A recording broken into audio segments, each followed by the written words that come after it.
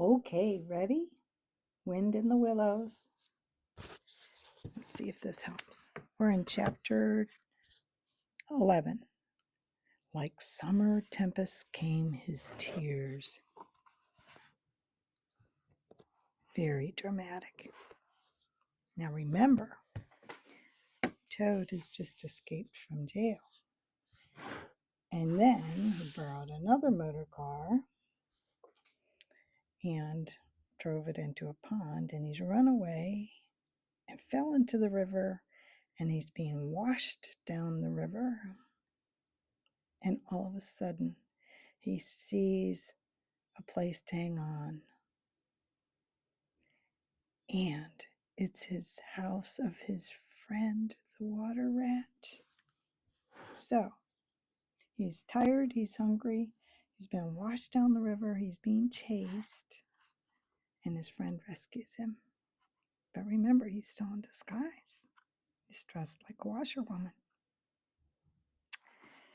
The rat put out a neat little brown paw, gripped Toad firmly by the scruff of the neck, and gave a great hoist and a pull, and the waterlogged Toad came up slowly but surely over the edge of the hole, till at last he stood safe and sound in the hall, streaked with mud and weed, to be sure, and with the water streaming off him, but happy and high-spirited as of old, now that he found himself once more in the house of a friend, and dodgings and evasions were over, and he could lay aside a disguise that was unworthy of his position and wanted such a lot of living up to.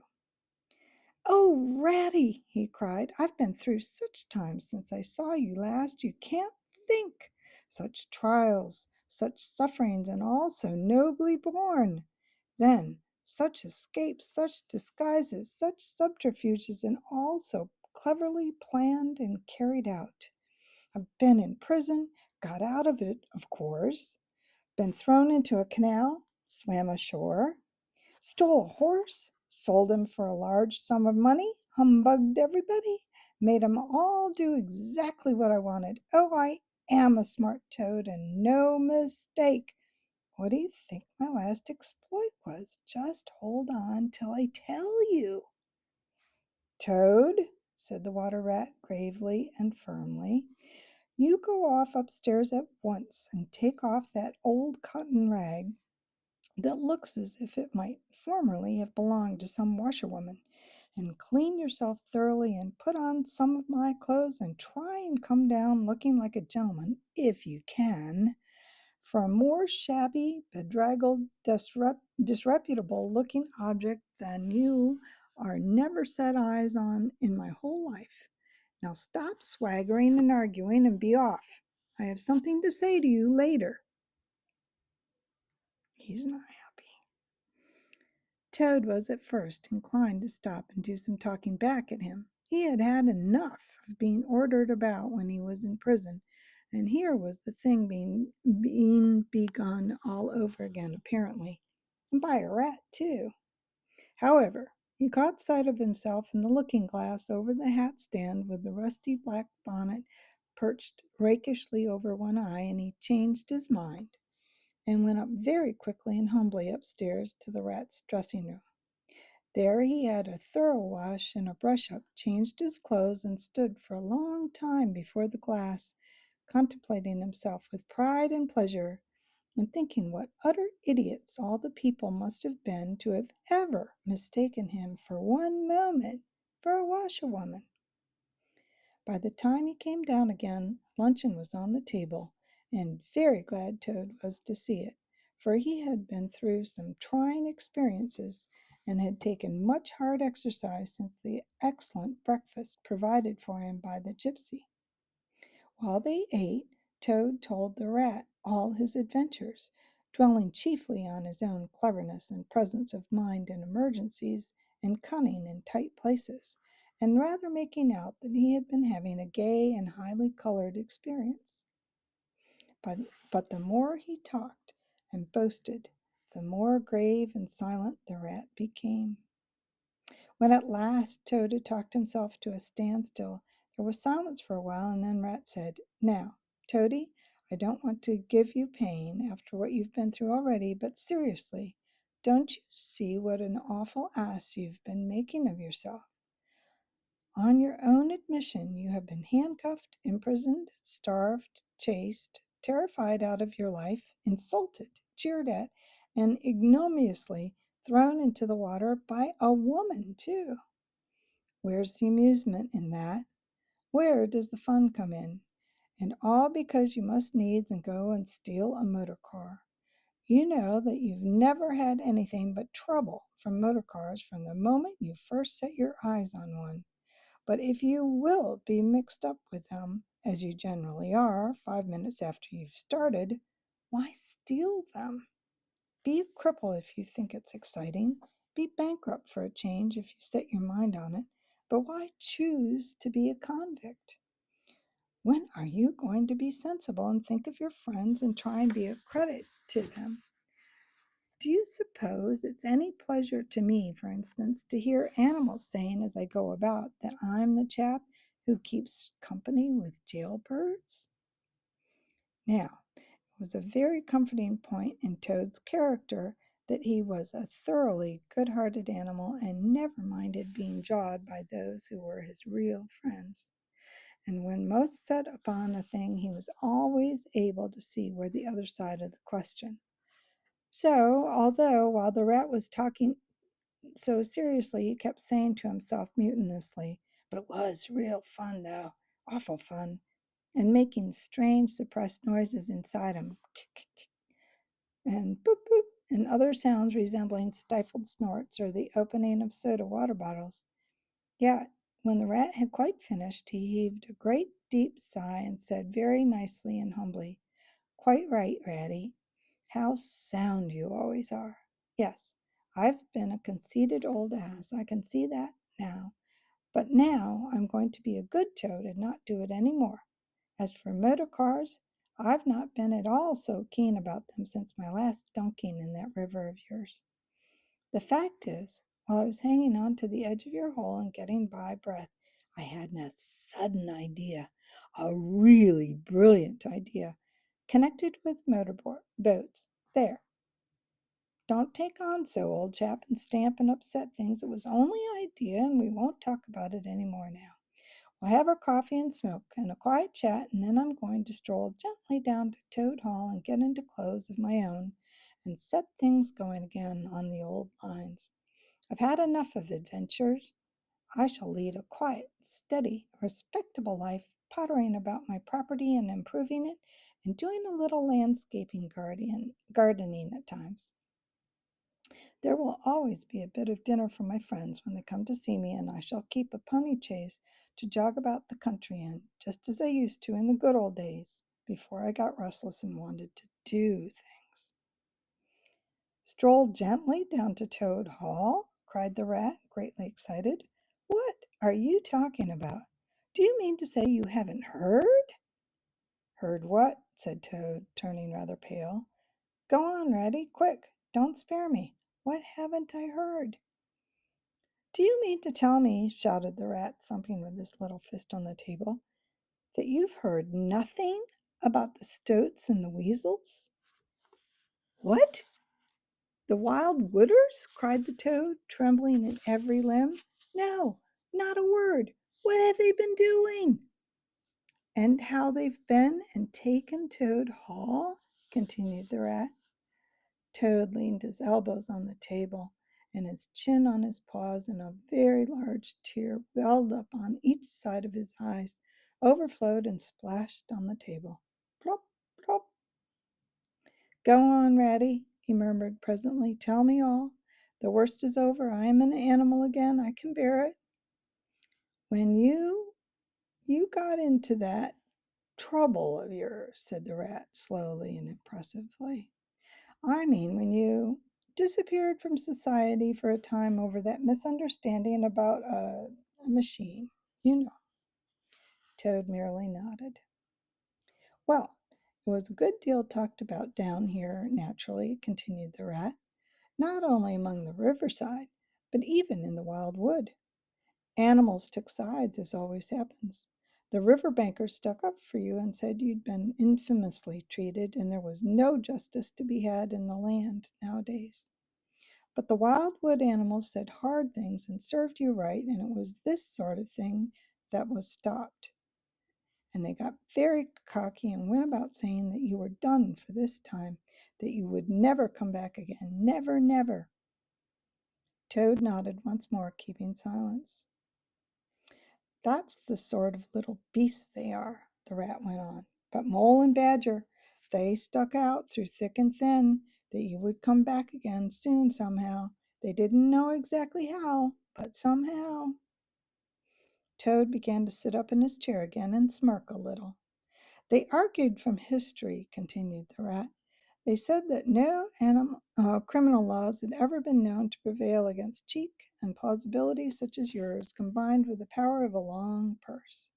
So they arranged to move their things into Toad Hall and sleep there, and keep it aired and have it all ready for you when you turned up. They didn't guess what was going to happen, and of course, still, they had their suspicion of the wild wood animals.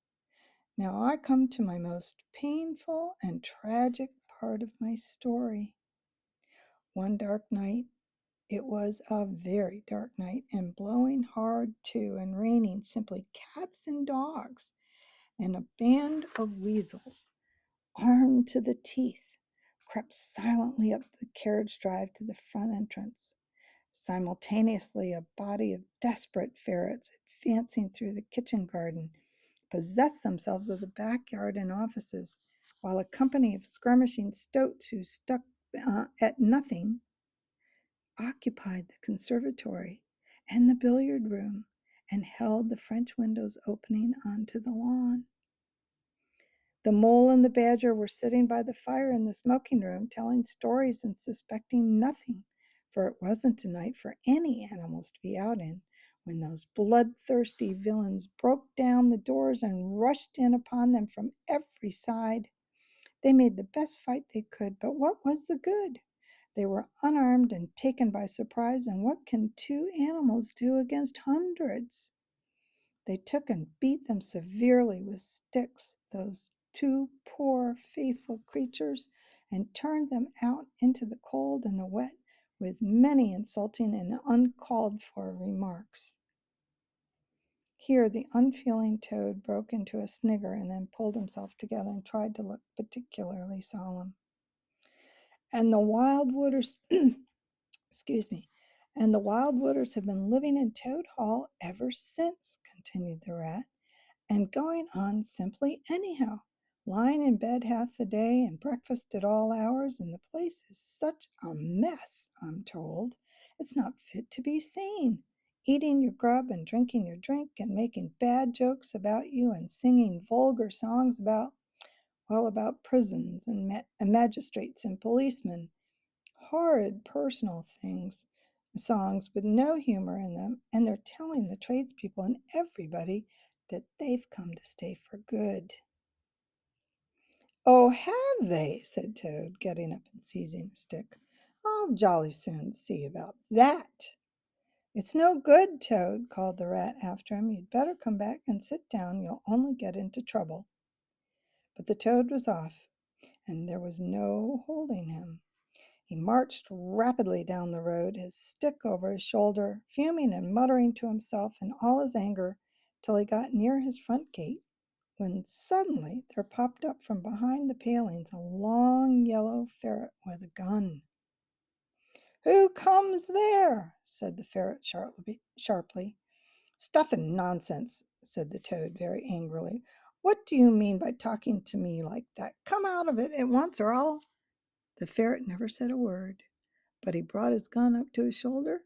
Toad prudently dropped flat in the road, and bang! A bullet whistled over his head. The startled Toad scrambled to his feet and scampered off down the road as hard as he could, and as he ran, he heard the ferret laughing and other horrid, thin little laughs, taking it up and carrying on the ground. He went back very crestfallen and told the water rat. "What did I tell you?" said the rat. "It's no good. They've got sentries posted and they're all armed. You must just wait." Still, Toad was not inclined to give in all at once. So he got out the boat and set off rowing up the river to see where the garden front of Toad Hall came down to the waterside. Arriving within sight of his old house, he rested on his oars and surveyed the land cautiously. All seemed very peaceful and deserted and quiet.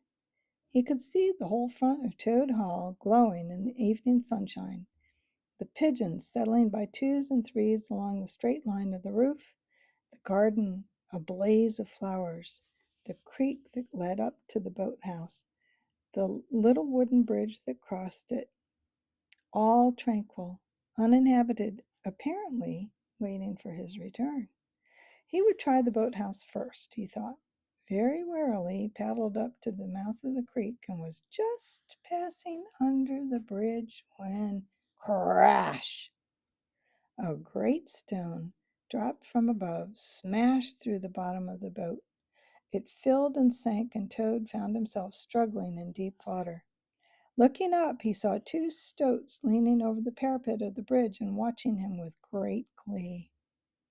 "It will be your head next time, Toady," they called out to him. The indignant Toad swam to shore while the stoats laughed and laughed till they nearly had fits, that is, one fit each, of course. The Toad retraced his weary way on foot and related his disappointing experience to the Water Rat once more. "Well, what did I tell you?" said the Rat very crossly. "And now, look here, see what you've been and done. Lost me my boat that I was so fond of, that's what you've done, and simply ruined that nice suit of clothes I lent you. Really, Toady, of all the trying animals, I wonder you managed to keep any friends at all." The Toad saw at once how wrongly and foolishly he had acted. He admitted his errors and wrongheadedness and made a full apology to Rat for losing his boat and spoiling his clothes.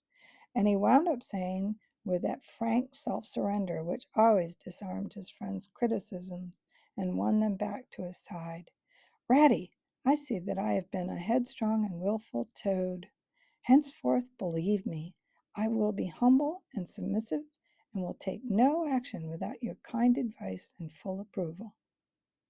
"If that is really so," said the good-natured Rat, already appeased, "then my advice to you is, considering the lateness of the hour, to sit down and have your supper, which will be on the table in a minute, and be very patient. For I am convinced that we can do nothing until we have seen the Mole and the Badger, and heard their latest news, and held conference and taken their advice in this difficult matter." "Ah, yes, of course, the Mole and the Badger," said Toad lightly. "What's become of them, the dear fellows? I had forgotten all about them." "Well, you may ask," said the Rat reproachfully. "While you were riding around the country in expensive motor cars, galloping proudly on blood horses, and breakfasting on the fat of the land, those two poor devoted animals have been camping out in the open in every sort of weather, living very rough by day and lying very hard by night, watching over your house, patrolling your boundaries, keeping a constant eye on the stoats and the weasels, scheming and planning and contriving how to get your property back for you. You don't deserve to have such true and loyal friends, Toad, you really don't. Some day, when it's too late, you'll be sorry you didn't value them more than you had them." "I'm an ungrateful beast, I know," sobbed Toad, shedding bitter tears. "Let me go out and find them, out into the cold, dark night, and share their hardships and try and prove by— Hold on a bit. Surely I heard the clink of dishes on a tray. Supper's here at last. Hooray! Come on, Ratty." The Rat remembered that poor Toad had been on prison fare for considerable time, and that large allowances had therefore to be made. He followed him to the table accordingly, and hospitably encouraged him in his gallant efforts to make up for past privations. So he's telling him to eat up because he only had prison food. They had just finished their meal and resumed their armchairs when there came a heavy knock at the door. Toad was nervous, but the Rat, nodding mysteriously at this, went straight to the door and opened it, and in walked Mr. Badger. He had the appearance of one who had for some nights had been kept away from home and in all its little comforts and conveniences. His shoes were covered with mud, and he was looking very rough and tousled. But then he had never been a very smart man, the Badger, at the best of times. He came solemnly up to Toad, shook him by the paw, and said, "Welcome home, Toad." Alas, what am I saying? Home indeed. This is a poor homecoming, unhappy Toad. Then he turned his back on him, sat down to the table, drew his chair up, and helped himself to a large slice of cold pie. Toad was quite alarmed at this very serious and pretentious style of greetings, but the rat whispered to him, "Never mind, don't take any notice, and don't say anything to him just yet. He's always rather low and despondent when he's wanting his victuals. In a half hour's time he'll be quite a different animal." So they waited in silence, and presently there came another and a lighter knock. The rat, with a nod to Toad, went to the door and ushered in the mole, very shabby and unwashed, with bits of hay and straw sticking in his fur. "Hooray! Here's old Toad!" cried the mole, his face beaming. "Fancy having you back again!" And he began to dance round him. "We never dreamt you would turn up so soon. Why, you must have managed to escape, you clever, ingenious, intelligent Toad." The rat, alarmed, pulled him by the elbow, but it was too late. Toad was puffing and swelling already. "Clever? Oh, no," he said. "I'm not really clever according to my friends. I have only broken out of the strongest prison in England, that's all, and captured a railway train and escaped on it, that's all, and disguised myself and gone about the country humbugging everybody, that's all. Oh, no, I'm stupid ass, I am. I'll tell you one or two of my little adventures, Mole, and you shall judge for yourself." "Well, well," said the mole, moving towards the supper table. "Supposing you talk while I eat. Not a bite since breakfast. Oh my, oh my." And he sat down and helped himself liberally to cold beef and cold beef and pickles. Toad straddled on the hearth rug, thrust his paw into his trouser pocket, and pulled out a handful of silver. "Look at that!" he cried, displaying it. "That's not so bad, is it, for a few minutes? And how do you think I'd done it, Mole? Horse stealing? That's how I did it." "Go on, Toad," said the Mole, immensely interested in this latest adventure. "Toad, do be quiet, please," said the rat, "and don't you egg him on, Mole, when you know what he is, but please tell us as soon as possible what the position is and what's best to be done now that Toad is back at last." "Well, the position's about as bad as it can be," replied the mole grumpily, "and as far as what's to be done, why, blessed if I know. The badger and I have been round and round the place by night and by day, always the same thing. Sentries posted everywhere, guns poking out at us, stones thrown at us, always an animal on the lookout, and when they see us, my, how they laugh. That's what annoys me the most." "It's a very difficult situation," said the rat, reflecting deeply.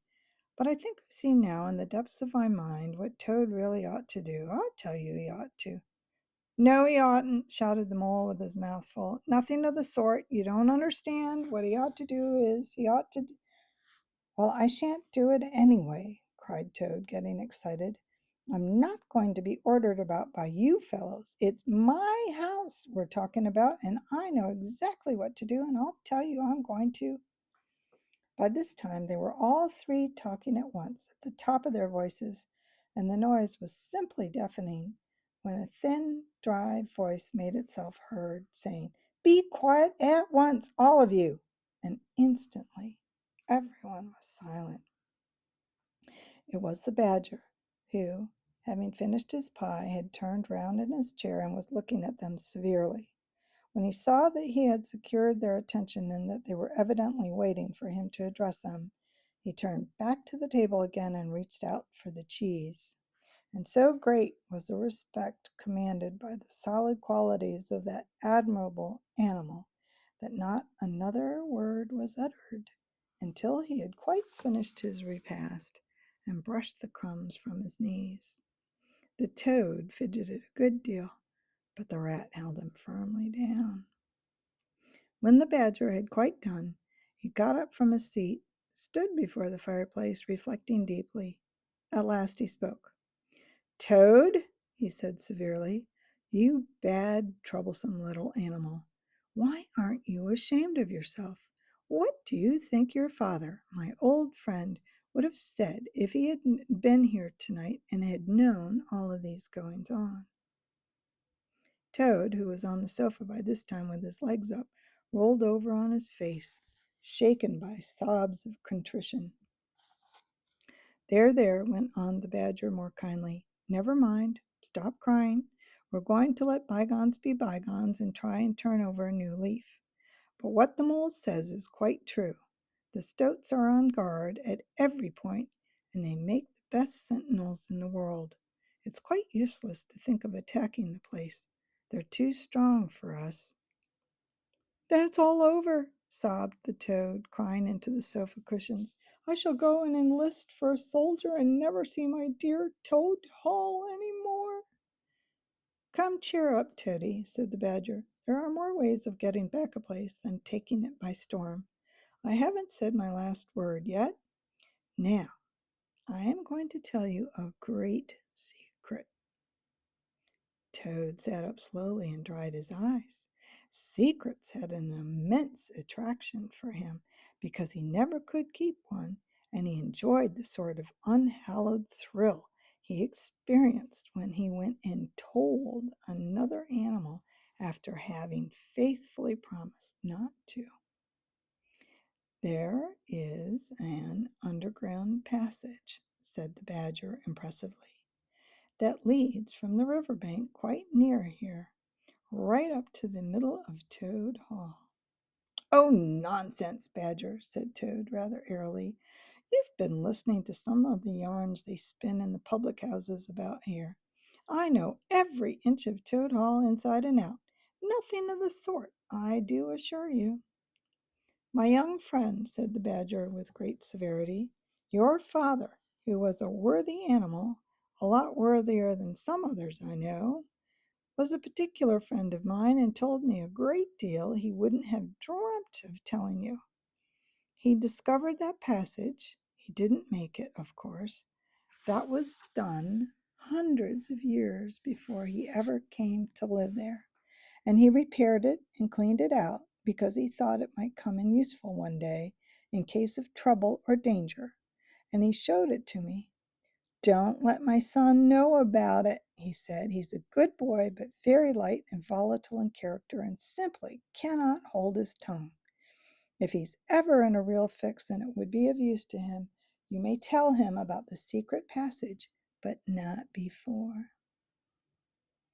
The other animals looked hard at Toad to see how he would take it. Toad was inclined to be sulky at first, but he brightened up immediately, like the good fellow he was. "Well, well," he said, "perhaps I am a bit of a talker. A popular fellow such as I am, my friends get round me. We chaff, we sparkle, we tell witty stories, and somehow my tongue gets wagging. I have the gift of conversation. I have been told I ought to have a salon, whatever that may be.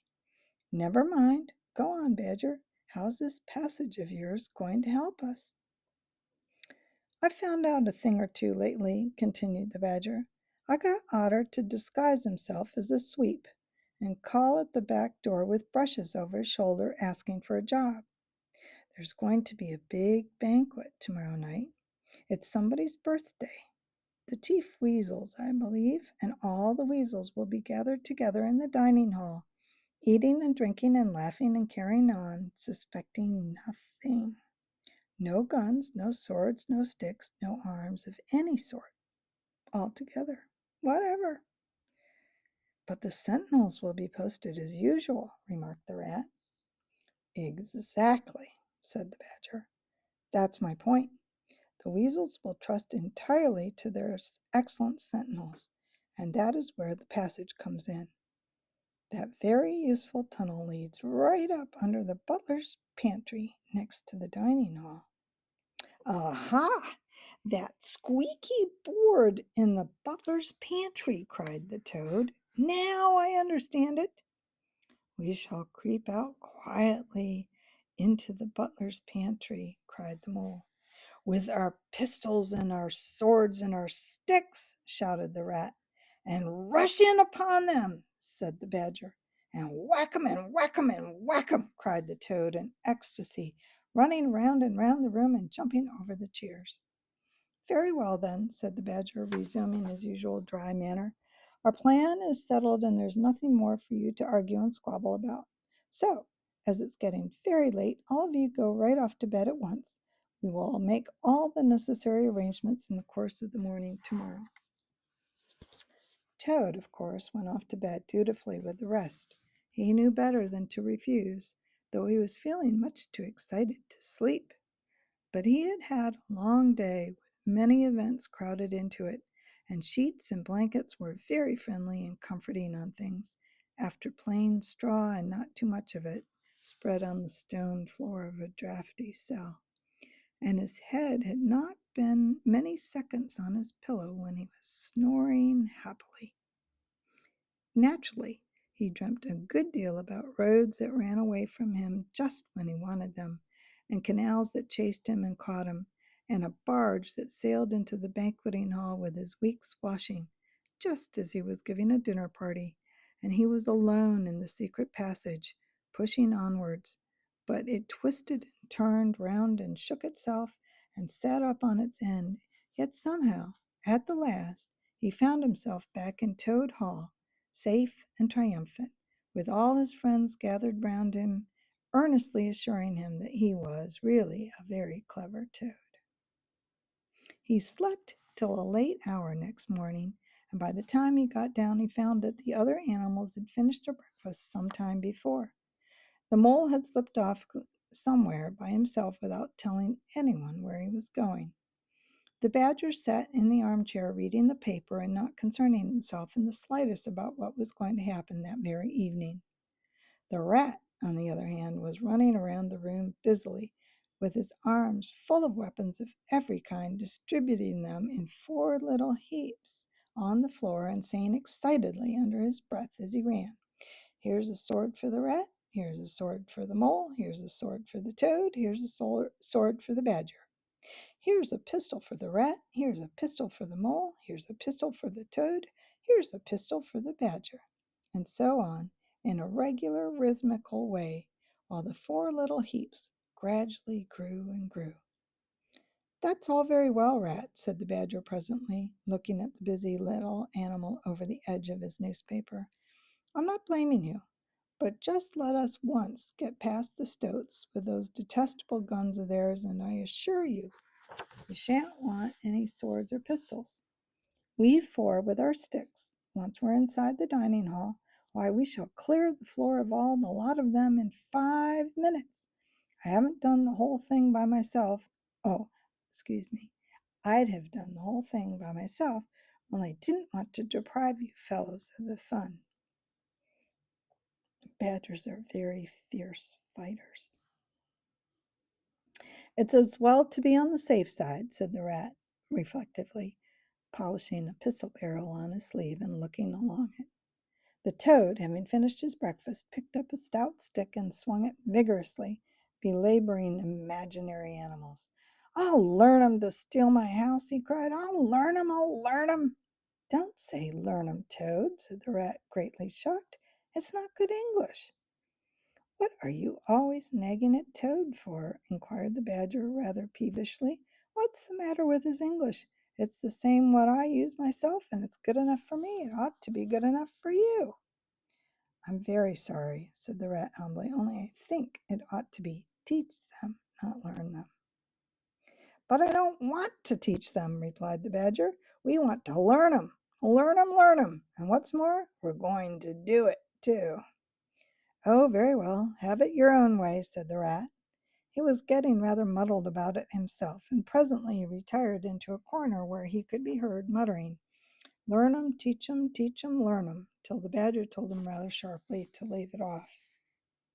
Presently the mole came tumbling into the room, evidently very pleased with himself. I have been having such fun, he began at once. I've been getting a rise out of the stoats. I hope you've been very careful, Mole, said the rat anxiously. I should hope so, too, said the mole confidently. I got the idea when I went into the kitchen to see about Toad's breakfast being kept hot for him. I found that old washerwoman dress that he came home in yesterday, hanging on a towel horse before the fire. So I put it on and the bonnet as well, and the shawl, and off I went to Toad Hall as bold as you please. The sentries were on the lookout, of course, with their guns and their who goes there and all the rest of their nonsense. Good morning, gentlemen, says I, very respectful. Want any washing done today? They looked at me very proud and stiff and haughty and said, Go away, washerwoman. We don't do any washing on duty. Or any other time, says I. Oh, wasn't I funny, Toad? Poor frivolous animal, said Toad very loftily. The fact is, he felt exceedingly jealous of Mole for what he had just done. If it was exactly what he would have liked to have done himself, if only he had thought of it first and hadn't gone and overslept himself. Some of the stoats turned quite pink, continued the mole, and the sergeant in charge, he came to me very short, and he said, Now run away, my good woman, run away. Don't keep my men idling and talking on their posts. Run away. Run away, says I. It won't be me that'll be running away in a very short time from now. Oh, Molly, how could you?